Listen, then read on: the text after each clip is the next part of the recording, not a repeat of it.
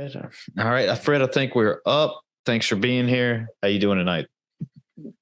I am doing great. I'm really happy to be here. Yes, sir. So, and I guess just to give everyone, the audience, a quick background of what's going on and who you are and all that good stuff. And what I read about you, you're big in entrepreneurship. You're a thought leader. You're the CEO of Idea Pros, I think. And maybe let's just start, with the old, the go-to question. Maybe just tell us a little bit about yourself, and that way we can kind of get going from there.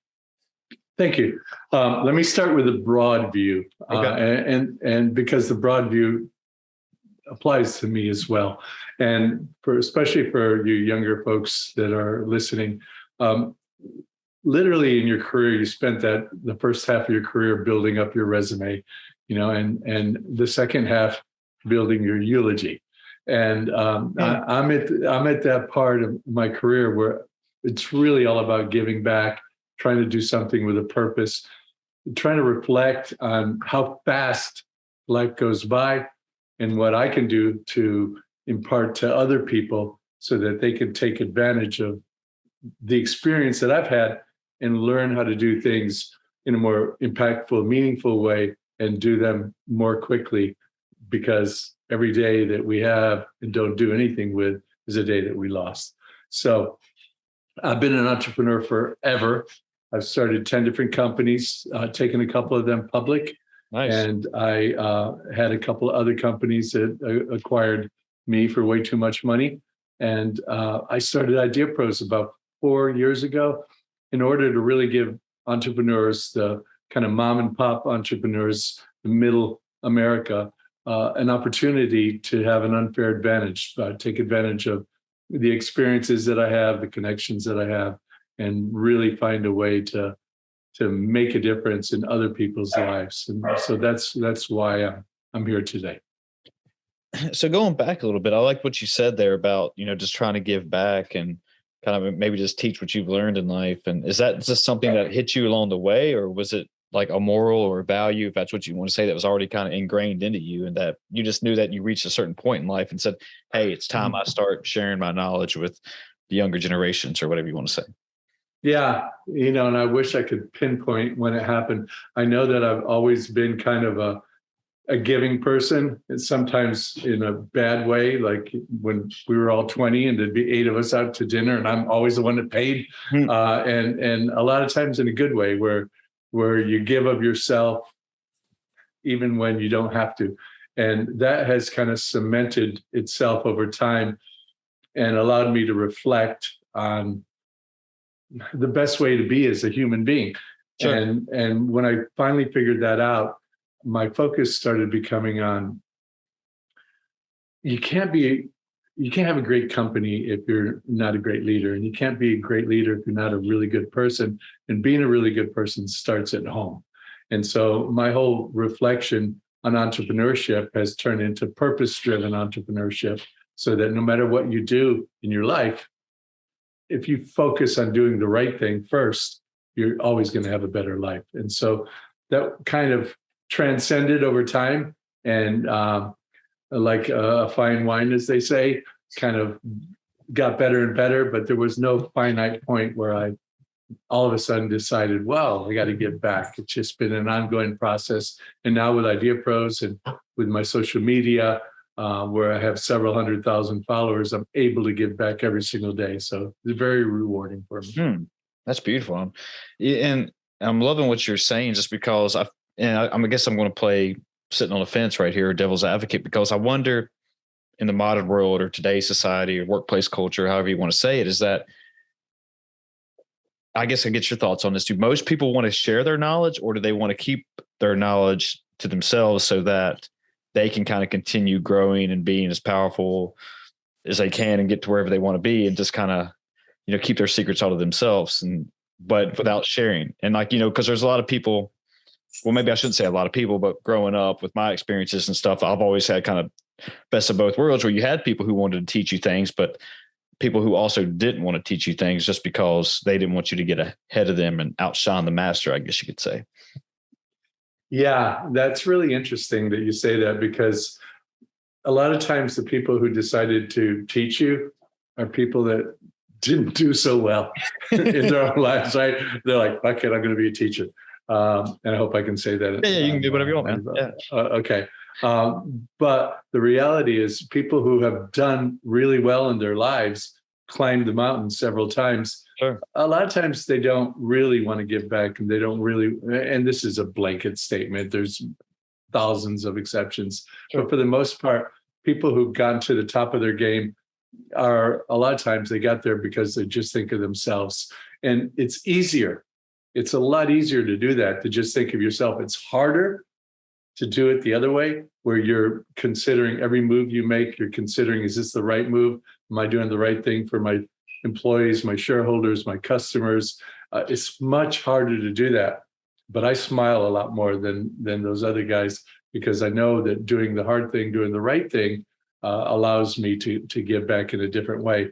And so I don't know if I answered your question directly, but I think the reality is that more of us should give back, and more of us should think about that from when we're young, when we're really young. Because even if you think about it, somebody's 30 years old, if they live to be a ripe old age, they've already spent a third of their life. At 30, your life is gone. And what have you given back? You're still trying to figure out what to do. You haven't given back anything. So the sooner you can think about giving back, the more you're going to do well for yourself, because the more you give back, the more you get. Yeah.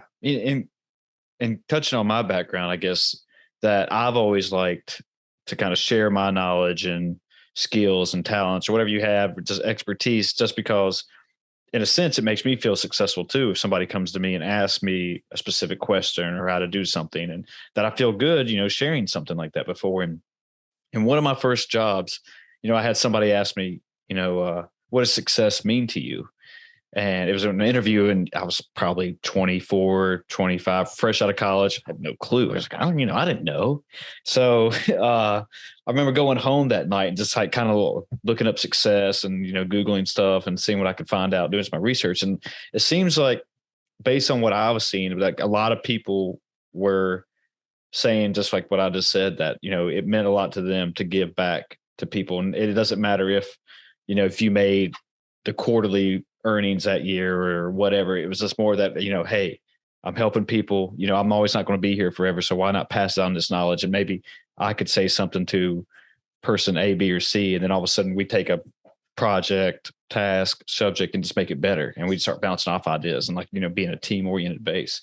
And always, once I read that, I was like, that makes more sense to me than rather just saying success means, I made $2 million this year or whatever. Right. Yeah, absolutely. Somebody asked me, when I made my first $1 million, and I told them it was 2 years before I lost my first $1 million. And that's the way life is. It's ups and downs. And if you base success on what you have in the bank and nothing else, then success is very fleeting. For me, I describe success as this: when you get up in the morning and you put your feet down on the ground, are you smiling? That's success. And if you can be there and you're smiling because you're doing what you want to do, you're with who you want to be with, you have the friends that you really need in your life, you're doing things for others around you, and you're trying hard every single day, and you're smiling about it, that's success. Yeah. Yeah. I love that, man. Just that, exactly what you just said, that, and I think it goes well overlooked.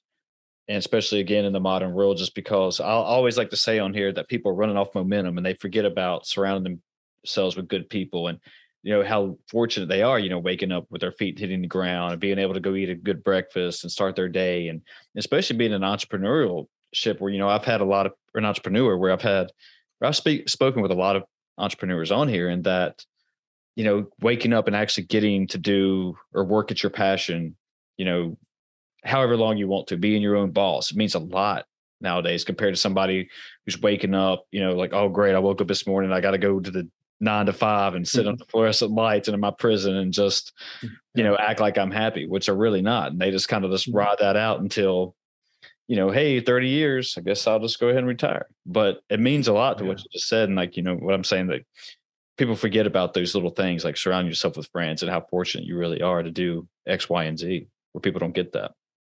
Yeah, and great points. And if you are working for somebody else, if you are working in another company, that's okay. Not everybody has to be Sure. their own boss. But it was really interesting to me. We have in Idea Pros, we have a really dedicated and hardworking crew in Tijuana. And I'm in San Diego, so we're just a car ride across the border. And I went there about a month ago and met with about close to 20 of them. We all sat down and we had lunch together. And I started asking them about their own aspirations, their own desires, what they want to do in their lives. And one after another, they got up and they had these incredible dreams and incredible goals. Here they are working for me, answering the phone and dealing with mundane tasks. But they all have these things they want to do in their lives. And I decided that day that I was going to help empower those things. And we kind of incorporated a system into our company so that if you want to build something, we're going to help you. If you want to spend time creating something that maybe even my company can use, we're going to promote that. We're going to let you, encourage you to spend a certain amount of time every single week working on your dreams and your passion, your desires. So if you are working for somebody else, find a company that will do that with you. Find a company that will allow you to grow and to blossom while you're creating fertile soil for them. Do the same thing for yourself.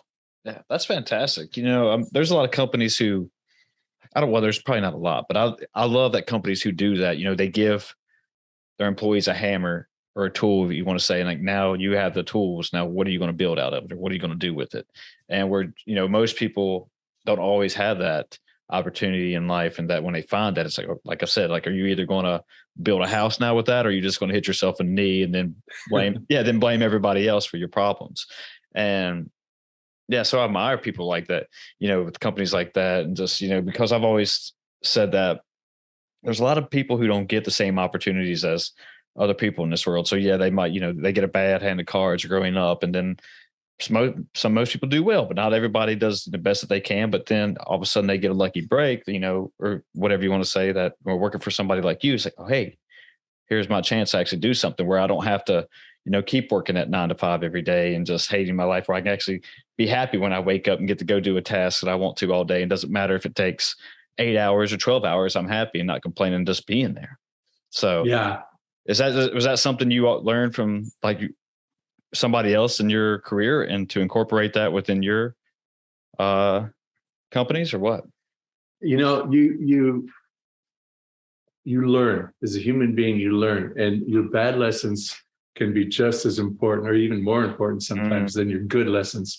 So if you have a role model that just exemplifies what you should be doing as a human being, that's really powerful. But if you have someone who's doing the opposite, that's just as powerful. And that really empowered me when I had my first jobs at 20 years old. And I had this boss that I would come up with these ideas because I was always trying to think outside the box, and I'd present them to him and he'd say, that's a shitty idea. 3 weeks later, he'd present this idea to the whole company. It's his idea, No. And that happened to me 3 different times. And then that was the last time I worked for anybody else. So that inspired me to be the opposite of that. Same thing when I was growing up. My mom and my dad were complete opposites. My mom was the role model of what you should be as a parent. My dad, not so much. Sure. And I learned equally from both of them. Yeah, I learned from my dad how not to parent, and I learned from my mom the types of things you should do to try to be a really good human being. So that kind of gave you a good balance. Is that what you would? Absolutely. Love and hate. Abuse and happiness. Yes. Oh man. So great balance.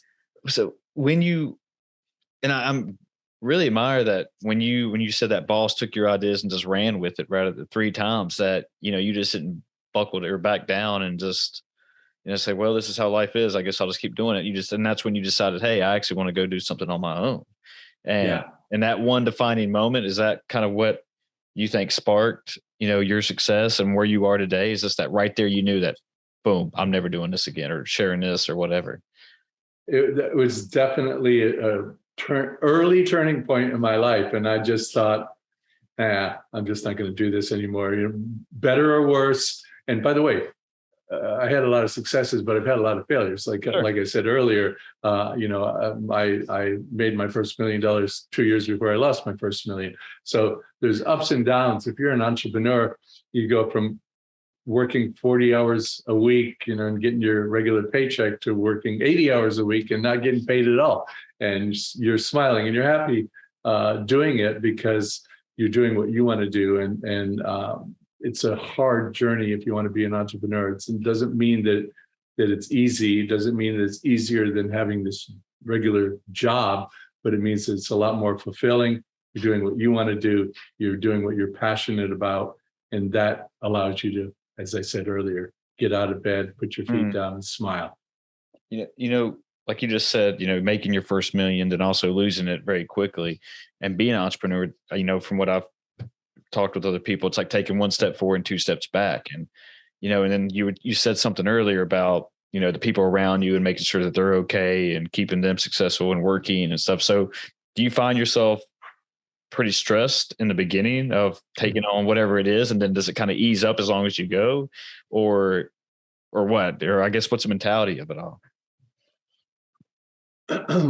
If you want to be a quote unquote successful entrepreneur, you got to be able to walk through fire and not feel that stress, because there is an abundant amount of stress every single day in entrepreneurship. And what I'm doing right now is kind of insanity, because we have over 300 companies under us that I'm responsible for. So every morning when I get up, I have to think not only about Idea Pros and how we're doing and how we're growing and what our problems are. There's 300 fledgling organizations, or not even launched yet, companies that are all looking to me and relying on me. So it's a lot of stress. You have to become bulletproof. So the stress is going to be there. You have to learn how to let it roll off your back.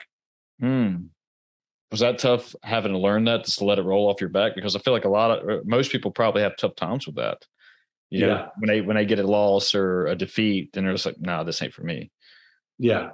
And that kind of separates the real entrepreneur from the wannabe ones. The reality is this, and this happens in every aspect of your life. There are things you can control and there are things you cannot control. Sure. Things you can't control, you can't worry about because you can't control them. There's a pandemic. Fuck. Okay. But what can I do about it? Well, I'm not going to come up with anything that's going to cure things. There's a big parts shortage in China, and people can't get the supplies they need if they're trying to start a company. Okay, well, General Motors was also releasing cars that didn't have half of the electronics in them because they couldn't get the parts either. You can't worry about things you can't control. And if you can focus on only worrying about what you can control, your life's going to be a lot easier, because those stressful things you can work out because they're on your plate, you're in charge of them, and you figure out the solutions. Yeah. That took me a while to learn, was that, I always felt like if I could control everything, I guess, and that if something was amiss, that, it would send me in some type of, I usually say pretty even keel, but I would notice at certain times, like, I'd start worrying, being stressed out, not acting like myself. And that I would go back, and like, I had a friend who kind of said, hey, look at it this way. And he says, like, basically just what you said, like, can you control this? Like, what can you do to change this outcome or change this in any way? It's like, well, I can't do nothing. This is how it is. This is what it is right now. And he's like, so, okay, so don't stress. This is, it's not on you. Now, it's like, yeah, now if you can find a situation where you do have control, like, hey, what can I do to either change this for the good, better or worse? Then you attack that problem. And then another thing he said, so when you start thinking like that and you start finding yourself kind of getting out of your even keel, was that, think about it, like, who's in control right now? Can I control this or not? Then put up a red stop sign if it gets to a point that says, can I control this? It's like, hey, yeah. So that's my visual thing now, whether it's whatever. It's just like, if I start going down a weird road and knowing that I can't control something or change something for the better or for worse, just like, okay, red stop sign. All right, let's sit back and we'll figure it out. Let's pump the brakes a little bit here. And that was a good thing for me in life, that because it was one of those things, when I graduated college, I was worried about trying to find my first job and what was going to be like. And, I was so nervous about being a loser because all my friends were starting families and graduating and moving to bigger cities and starting their careers. And where I was just kind of, well, I got to find something. I don't know what to do. So, Yeah. and I guess, and I kind of just, I mean, I've done well and I've figured things out, but at first it was just, I had no clue what I was doing. It was, and it was just so stressing me. It was so stressful to that point right there until I finally took it one step at a time and started to realize, okay, just trust the process, I guess. Yeah. And what you just said at the end, one step at a time, this is where we have our biggest downfall. And by the way, disclaimer here, just because we're sitting here talking about how to not worry about things you can't control doesn't mean we don't sit here and worry about these things, right? Because I find myself worrying about things I can't control all the time. But then I'm like, shit, I'm doing what I tell people not to do. Exactly. And so I can bring it back down. But here's the biggest problem.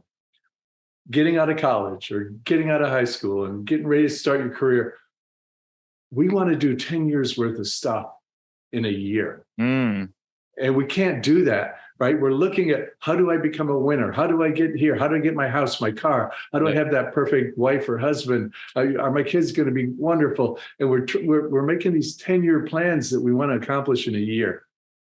Forget about that. You just try to do a little bit more tomorrow than you did today.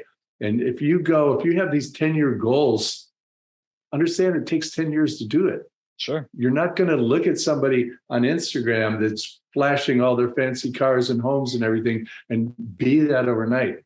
The only change you can make overnight is right here with your mindset. You literally can change your mindset overnight. And when you do that, then those 10-year goals, you're going to take little bite-sized pieces at a time, one step at a time, and you're going to get there. But be patient. Yeah, that's pretty hard to tell people to be patient and just hope that all works out. But yeah, I agree 100% with you.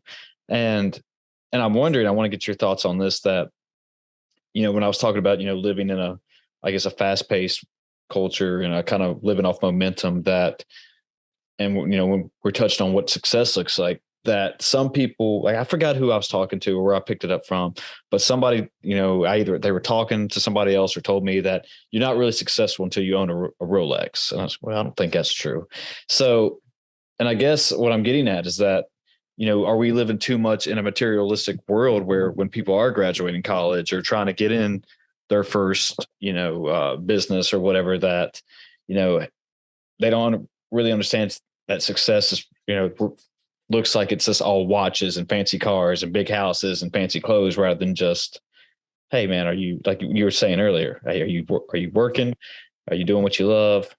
You got people around you and all that good stuff. So that's my question. Is it just too much of a materialistic world and just these false narratives on what success is?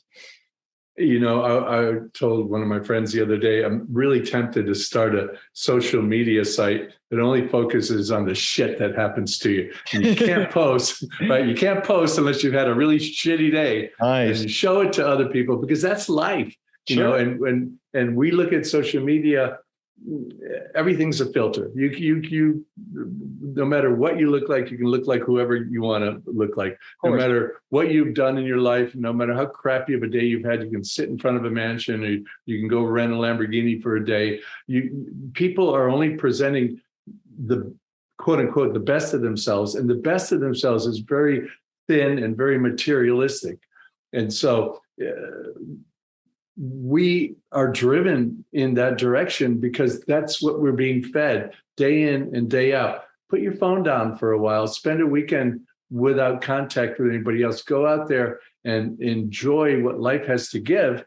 And you're going to start seeing that it's a lot more impactful when you're being more impactful, when you're not choosing to try to mimic everybody else. And by the way, the price of used Rolexes is down. So if you want to go get a used Rolex, go get one. But they're down for a reason. They're down because people are tired of this shit. And get into yourself and appreciate where you are. I tell people all the time, you can either be sitting there in quicksand or you could be sitting there in a rock solid foundation. And the only difference is the person in quicksand is, as you said earlier, somebody who's always blaming others and looking at others, right? If you're blaming other people for where you are in your life, you're going to be in this quicksand because you're not accepting where you are. If you accept where you are, you're in this solid foundation because I'm here and it's okay because I know where I want to go, and being okay with where I am is going to help me get to where I need to be. And so that's how you need to start thinking. And if you can do that, you're going to have a much better life than if you're stuck in that quicksand of looking at all those Rolexes on Instagram. I'm glad you said that. And I picked this up from a movie, and the guy was talking about being in quicksand, and that no matter how much you fight quicksand, it just keeps pulling you down and pulling you down when you're just moving around and kind of doing exactly what you just said. And I haven't thought about that in, I don't know, years. And I'm glad that you just said that, because that just hit me and I forgot all about that. But that's one thing that, and I guess, when I'm, again, going back on, worrying and being stressed out and things, that when I start to do that, I find myself just making the situation worse. I'm just getting pulled down until you're over your head. And yeah, and it's just these little things like what we're saying, just changing the the outsource or outspoken words that you're saying, and just a little bit, rather than just saying I can't do something and just say, well, maybe I can't do it today, but maybe tomorrow. And just the way you talk to yourself, and realizing that you're doing it, making these little small decisions to build up to a great decision over time. And just, trying to say like, hey, I'm not going to do this in 10 years or 1 year. I'm going to do my 10-year plan and just follow the plan. And yeah. And just like you said, I'm not going to worry about the people, judging me and telling me about Rolexes, that I'm not doing anything, and I should just go, quit and start my regular 9 to 5 and not even try to live up on my dreams or anything. But going with that, did you have anybody like that when you first started out, with your business and stuff, just saying, Fred, what are you doing, man? You just go work a job and just take the steady road and don't worry about being an entrepreneur? Constantly. I bet. Constantly. It happened. There's never been a time when that hasn't happened. And, you're always trying to do too much. You're always trying to break the rules. You're always trying to find some other way of doing things. I tell people that if you're an entrepreneur, we have two things in common. We're crazy and we're losers. We're crazy because everybody tells us, right? Your mom, your dad, your friends at school, somebody that landed this cushy job at a law firm or this big company or working for Google even, they tell you you're crazy because you have an opportunity to go and follow that rigid path that everybody else says. And we're losers because if you're an entrepreneur, you're creating something that doesn't exist. And what are the chances of getting it right the first time? Sure. Zero. And so you're a loser by force, because it's going to take you 2, 3, 5, 10 times to get it right. But if you're crazy and you're a loser, you're going to be really successful and happy. I like that. I never heard that before, and I like that. Yeah. Original thought. But speaking of original thought, I think I read you're considered a thought leader. Not by my children. Okay. I really well. So I guess what I'm getting at is I've heard that term a couple of times. I really never understood what exactly it means, I guess. Yeah, I think what it means, and I've been called that in the press, but so I'm only going to imagine what they mean by it. Thought leader to me is somebody who's been through it, who's up on their game, who's had successes on the material aspect of life, but also understands in a deeper level what it is to follow your dreams and your passion and your purpose in life, and to be able to not only absorb all of that, but deliver it to an audience that can benefit from it. So in that sense, that's really what I'm doing on social media every single day, being here, talking to you, having an opportunity to have thousands of people listen to us and maybe just take something positive away from it. I think that's what it's really all about. Yeah. And just before I forget my thought, going back a little bit, you were talking about, being losers, and that, with success and entrepreneurship and everything, that do you have to be a certain risk taker in order to be successful? And I guess, where people who consider themselves losers or get to this mentality where, I'm all in, I don't have anything to lose. And if I do lose, okay, I'm back at square one, no big deal. But is that kind of one of the keys to maybe not overall success, but just, taking a chance and that leap of faith, starting your business and, like you said, learning from it and going from there, just being a risk taker? Is that a big part of it, you think? Oh, absolutely. Hey, Steve Jobs got fired by Apple. I mean, not normal people really change the world. You change the world by going outside of your comfort zone. That's where everything happens. Sure. Your comfort zone. Speaking of quicksand, to me, your comfort zone is kind of like your little prison. We call it a comfort zone, but it's the same thing like a bird that's been in a cage for years, and you open that cage up.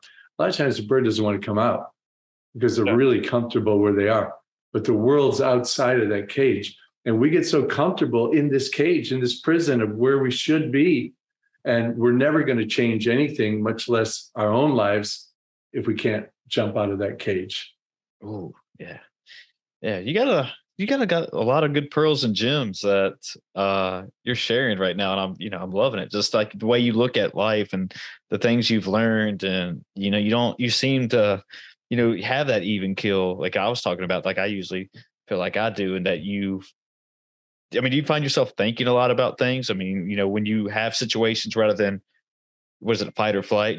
Rather than reacting right there, do you stop and sit back into a, not even a major decision, but even small decisions, and just, let me think about this a little bit before we, go crazy right here.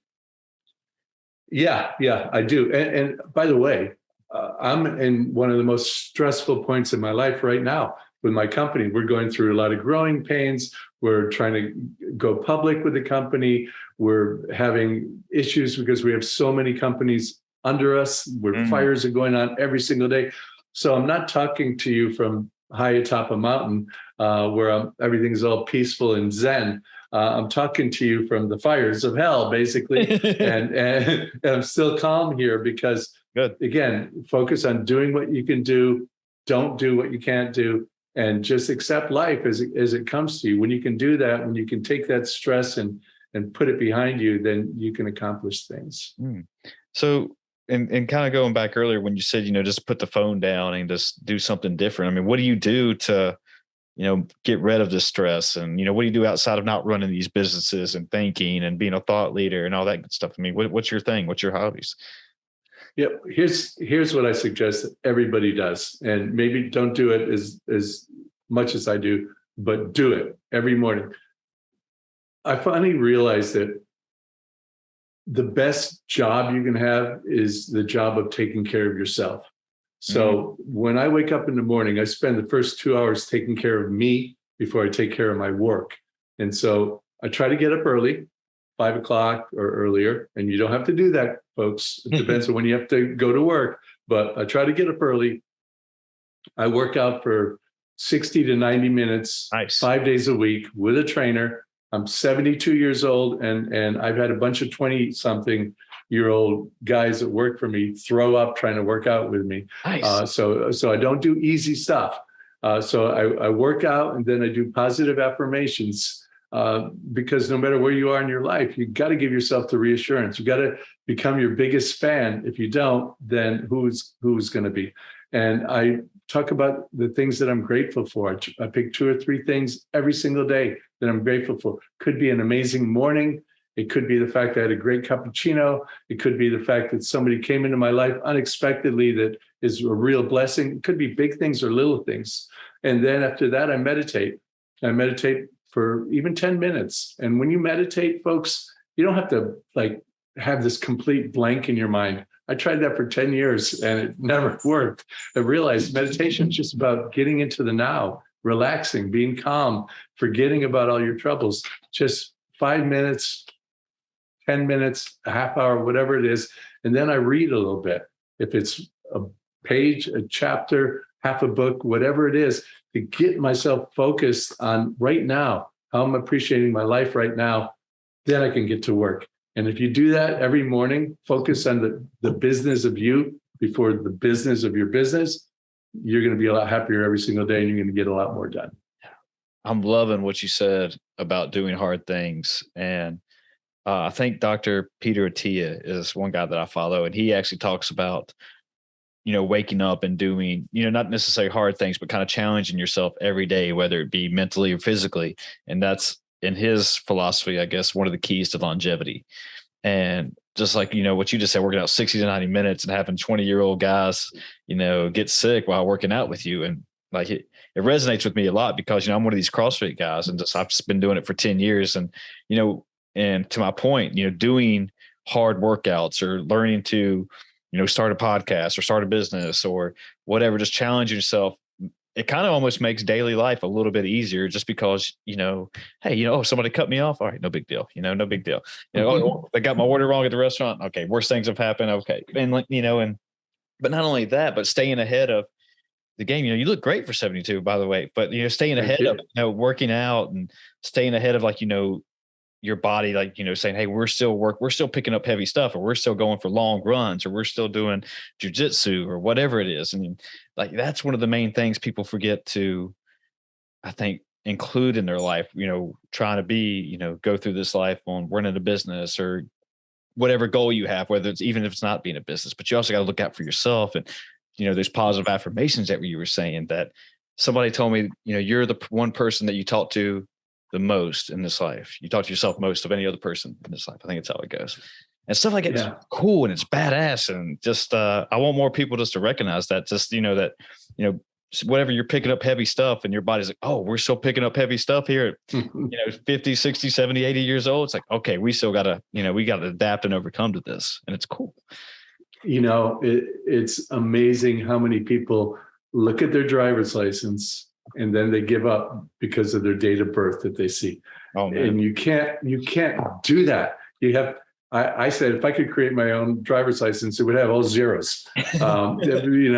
Because once you stop doing things because you're expected to stop, that's when you start going downhill. Sure. And I argue that you can drive on full your entire life. And all of a sudden you're going to wake up one morning and it's empty. That's okay. Goodbye at that point. But don't drive with a half tank. Don't drive with a quarter tank. Don't drive when you're going out and looking for that gas station.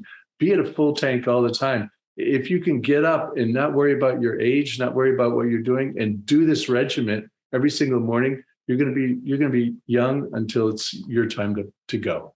Yeah. And it's just creating those good habits. And, that James Clear talks about in one of his books that I read, Atomic Habits, and just that.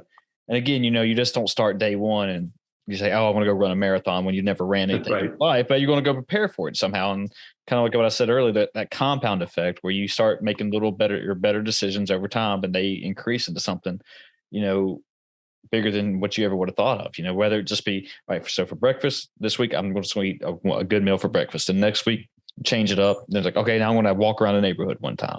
Okay. Oh, hey, I'm going to read for 15 minutes, no matter what, just little things like that. And just that, wow, it really adds up. And talk about reading though, just that was one thing that I wanted to start making myself do, just because of, there's so many studies out there about, the increase in knowledge and comprehension that you get from it. And so I found that I do audiobooks where some people argue that that's not reading, but I get a lot out of it. And plus I can do other things while, walk the dogs or whatever, while I listen to the book. And I still, get pearls and gems. I take notes sometimes depending on what I'm reading, and it's little things like that. I just find out what works for me. And I think that's helped tremendously. Like I also stop with this rant here, but I also heard that one time great athletes are governed by routines. And I used to think routines were for losers and nerds and, like, you don't fly by the seam of your pants. I mean, come on, man. So, but doing that, like saying, okay, I'll be at work for this amount of hours. I'll read for this little bit, and I'll take care of this here, there, and there. And keeps me structured. It keeps me steady. It keeps me sane. And I love it. And I think it also goes overlooked a little bit. Yeah, absolutely. And by the way, the reason that reading is so important, and even audiobooks, because you're using your brain, right? When you're sitting there watching TV, you're sitting there and it's all there for you. It's created exactly the way somebody wants you to see things. But when you're reading or when you're listening, your mind is taking what you're getting and creating pictures, creating your own pictures. And your pictures could be way different than somebody else's. When I was growing up, again, you know my age now, when I was growing up, we used to sit around the radio and we would listen to like a half-hour show on the radio. And it could be 5 of us around that. And every one of us had different imagery of the characters in the show, the scenes, what was going on. You're using your brain. So when you read or listen, you're using your brain to create things. And when you use your brain, you stay young and viral, and you're a lot more effective in your daily life because you got all those synapses firing off all day long. So you got to do it. Mm-hmm. Yeah, it's really cool just because, for example, that painting behind you that, in terms of art or whatever, that I might interpret that completely different than, like what you might do. And then, say, oh, that means different to me. And, then it's really cool. You can have these cool little discussions about it. Not saying, you have to have a debate about it or whatever, but it's like, hey, I never thought about that. That's a good point that you have. And just have a good friendly conversation with it. And it makes 2 people better at the end of it, hopefully. Yeah. And I think we've gotten to the point right now where whatever you believe, you can find support for on the internet. The internet's become our best friend and our worst enemy because right now we become very cemented in our points of view because there's support for our points of view. Whereas before the internet, you would debate things and nobody would know who was right and who was wrong. And in fact, everybody now thinks that they're all right and everybody else is all wrong. But back then you would debate, you'd have a friendly debate, you'd talk about things, you'd express your point of view, you'd listen to somebody else's. And it's not too late to go back there, and when you're a lot more likely to believe misinformation than you are to believe what turns out to be a real fact, because when you get misinformation, it supports what you believe, you don't go any further. But if you're like somebody who really wants to understand facts, you're going to dig into it. And my girlfriend did that the other day. She sent me something yesterday. I just saw this report in Illinois, how they've changed all the laws and trespassers can go on your property and the police can't remove them. It's horrible. What's this world coming to? And if you spend time and dig into it a little bit more, you find out, well, that's not really what's happening at all. But we don't do that. We skim off the surface. Yeah. Yeah. And I've noticed that too. And just that when people are on the internet, that they skim the surface and then they put themselves into these echo chambers and they start, just saying the wrong shit or not, in my point of view, the wrong shit. It could be right. I don't know. And that's what draws them into this. I don't want to say I don't want to. It goes into like this depression or this victim mentality, and just the reason it's always like going back to that quicksand. It's everybody's fault except theirs. It's like, well, you're looking at it all wrong, and you're not getting all the facts. And if one thing I've learned with podcasting and reading, and it's like, hey, whoever you're talking to, just that I try to see things through their point of view too, and then hopefully, okay, now why do you think about X, Y, and Z, or what do you think about this, whatever. And like, okay, cool. That's where they're at. So let's kind of bring it back to this, I don't know, this balance here. Just let me say, what I know or what I can find out. And like, now we can, let's say what do you think? And I think, like you said, when you were having those debates when you were younger and stuff, that, that's a lot, people are missing out on that. They don't know how to do that anymore. Everybody wants to be right and everybody wants to be heard.